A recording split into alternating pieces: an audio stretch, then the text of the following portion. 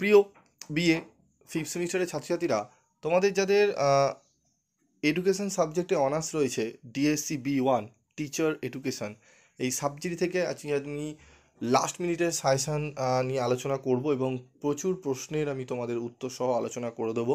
পরপর ভিডিও আসবে, তোমরা ভিডিওগুলো একটু ফলো রেখো, দেখবে তোমরা এই সাবজেক্টটিতেও তোমরা কিন্তু ভালো রেজাল্ট করতে পারবে বা ভালো পরীক্ষা দিতে পারবে।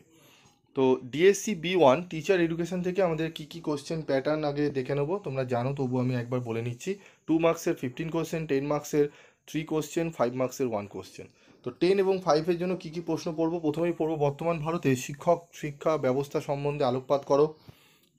শিক্ষা সম্পর্কে জাতীয় শিক্ষানীতির প্রধান সুপারিশগুলি আলোচনা করো। শিক্ষার ক্ষেত্রে NCT এর প্রয়োজনীয়তা উল্লেখ করো। তারপর রয়েছে দেখো, কর্মরত শিক্ষক শিক্ষার নীতি ও প্রয়োজনীয়তা লেখো। প্রশ্নটিও অত্যন্ত গুরুত্বপূর্ণ।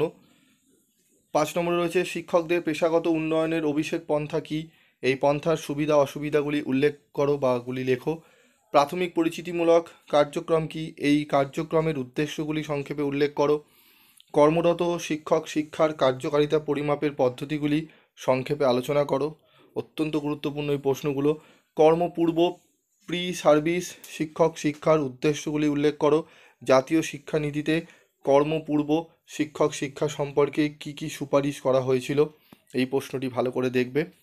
তারপর দেখো, আমাদের 5 নম্বরের মাত্র 2টি প্রশ্ন আমি এখানে দিয়েছি। শিক্ষক শিক্ষার পরিধি এবং শিক্ষায় মিশ্র পদ্ধতির পর্যায়। এই প্রশ্নগুলো ভালো করে তোমরা রেডি করে নিও, দেখবে তোমরা অনেকটাই কিন্তু উপকৃত হবে এবং তোমাদের অনেক প্রশ্নের উত্তর নিয়েও আমি আলোচনা করব। তো এর পরের যে ভিডিওগুলো আসবে অবশ্যই তোমরা কিন্তু ফলো রাখবে। ওকে, তো আজকের মতো ভিডিওটি শেষ করছি। দেখা হচ্ছে পরবর্তী ভিডিওতে। সকলে ভালো থেকো, সুস্থ থেকো।